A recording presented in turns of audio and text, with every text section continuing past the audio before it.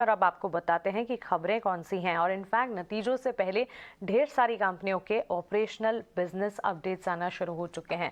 Mid cap banks के जो operational updates आए, उसके बाद बैंक स्टॉक्स में हमने अच्छा एक्शन देखा। मिड कैप बैंकिंग प्लेस के अपडेट्स भी काफी अच्छे रहे।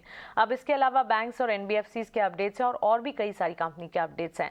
हर अपडेट हम आप तक पहुंचाएंगे। खबरों वाले शेयर्स, ट्रिगर्स और सारे ऑपरेशनल अपडेट्स लेकर शरद हमारे साथ जुड़ गए हैं। गुड मॉर्निंग शरद, बताएं शुरुआत कहां से करेंगे? जी गुड मॉर्निंग मानसी। तो सबसे पहले हम लोग फोकस करेंगे बजाज फाइनेंस पे। दिग्गज कंपनी है और यहाँ पे आउट परफॉर्मेंस जो है अच्छी देखने मिल रही है और ये कंटिन्यू हो रही है क्वार्टर्स ऑन क्वार्टर्स करके।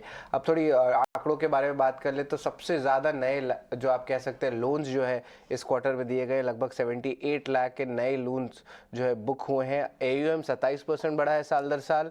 और अगर हम बात करें डिपॉजिट्स का, वो भी 40% के ऊपर आया है। कस्टमर बेस में भी बहुत शानदार ग्रोथ देखने मिला, 20% का आया है। तो कह सकते हैं कि वो 20% का जो इम्पोर्टेंट वो ट्रिगर होता है, जिस तरह HDFC बैंक ने ग्रोथ लाया, अब यहाँ पे भी बजाज फाइनेंस में दिख रहा है।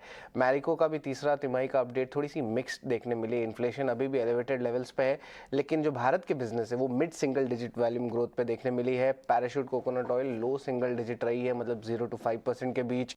सफोला फ्रेंचाइजी डबल डिजिट में है। वैल्यू एडेड हेयर ऑयल्स जो है सबड्यूड क्वार्टर रही है और ये एक सरप्राइजिंग है बिकॉज अभी विंटर सीजन है, तो इस पे ज़रूर इंटरेस्ट रहेगा। ग्रॉस और ऑपरेटिंग मार्जिन लेकिन इंप्रूव करने का बात है, ईयर ऑन ईयर भी हो, सिक्वेंशियली भी हो।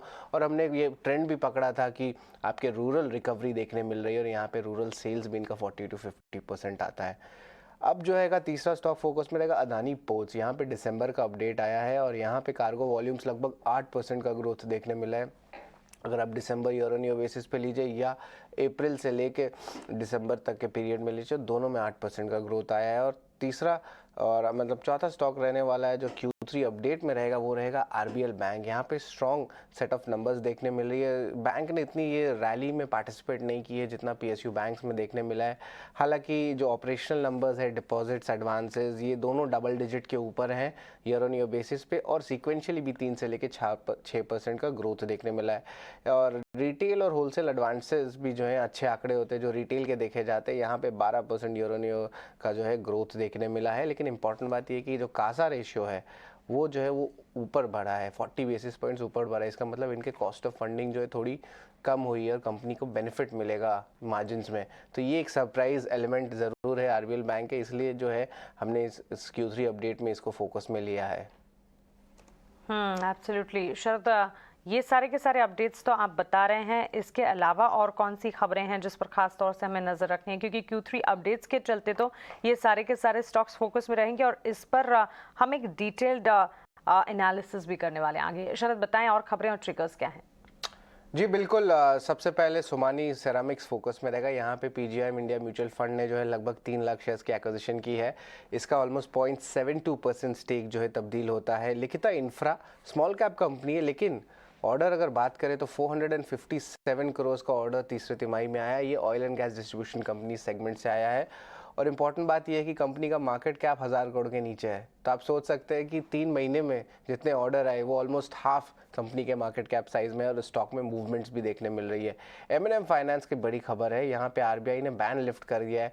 जो थर्ड पार्टी रिकवरी होता है, जब कोई लोन जो चुका नहीं पाते या कोई डिले होता है तो एक रिकवरी मैकेनिज्म होती है थर्ड पार्टी को जो है बैंक्स जो है आउटसोर्स करते हैं, तो अब वो अप्रूवल दे दिया है। तो इसका मतलब रिकवरी के आंकड़े इंप्रूव कर सकते हैं और जो NPAs होते हैं तो उसमें भी जो है रिडक्शन देखने मिल सकता है। और ये इमीडिएट इफेक्ट से RBI ने रिमूव लिखा, तो एक पॉजिटिव रिएक्शन रहेगा। IRB इंफ्रा भी फोकस में रहेगा। यहाँ पे बोर्ड ने अप्रूवल दे दी है।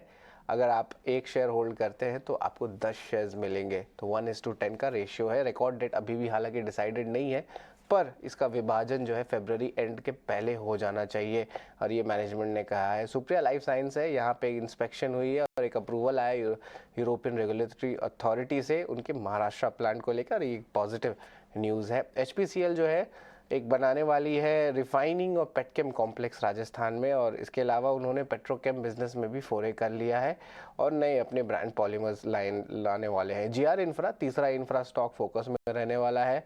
आप कह सकते हैं यहाँ पे उनको अपॉइंटेड डेट मिल गया है भुज के हाईवे प्रोजेक्ट को लेके। इसका मतलब जो प्रोजेक्ट है वो कंप्लीशन पे ऑलमोस्ट आ चुका है और ये प्रोजेक्ट कॉस्ट जो था ऑलमोस्ट 1000 करोड़ के ऊपर था। टाटा पावर को भी एक सीआरसी का ऑर्डर आया है जहाँ पे उनका मुंद्रा प्लांट है, और यहाँ पे जो है उन्होंने अलाउ कर दिया है कंपनसेशन, जो इमरजेंसी सप्लाईज होती है अगर पावर और उनके जो खुद के पावर प्लांट्स हैं उनमें एक्सचेंज करने के लिए। तो एक टाइप से कंसेशन जब मिलता है, इसका मतलब एक मॉनेटरी बेनिफिट एक पावर कंपनी को मिलती है। तो एक टाइप से आप कह सकते हैं कि और ज़्यादा जो है कंसेशन धनराशि जो है कंपनी के खाते में आएगी। बीएफ इन्वेस्टमेंट जो है, एक इम्पॉर्टेंट डेवलपमेंट है कि उनकी बोर्ड ने अप्रूवल नहीं दी डीलिस्टिंग की।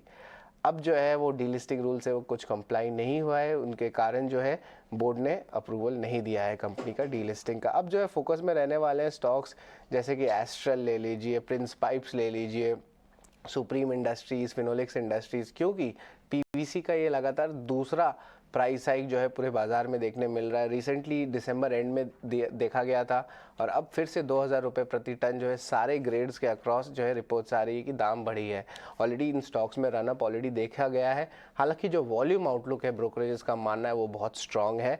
और आखिर में मैं बात करूंगा एसजीवीएन का। यहाँ पे यूनियन कैबिनेट ने जो है अप्रूवल दे दी है लगभग 2600 करोड़ की इन्वेस्टमेंट का, जहाँ पे कंपनी अपने जो सन्नी डैम हाइड्रोजन प्रोजेक्ट है उस पे ये टोटल इन्वेस्टमेंट देखा जाएगा। तो बिट्स एंड स्पेसिफिक्स में ऑफ कोर्स हम लोग देख रहे हैं कि कुछ इंपॉर्टेंट डील्स आ रहे हैं, इंपॉर्टेंट न्यूज़ फ्लो इंफ्रा में कंटिन्यू होए जा रहा है, स्पेशली बजट के रनअप तक, और कुछ स्टॉक स्पेसिफिक मूव्स देखने मिल रहे हैं। पर अभी भी ब्रॉडर मार्केट में कोई क्लियर ट्रेंड जो है आया नहीं है सामने।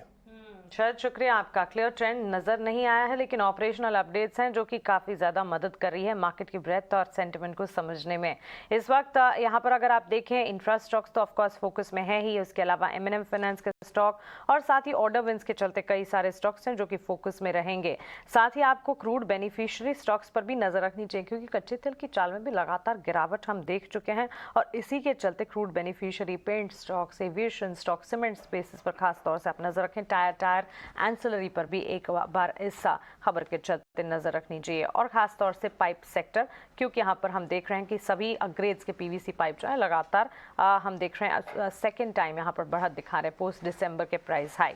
Q3 अपडेट्स के चलते भी कई सारे स्टॉक्स हैं जिस पर रखनी होगी नजर। आगे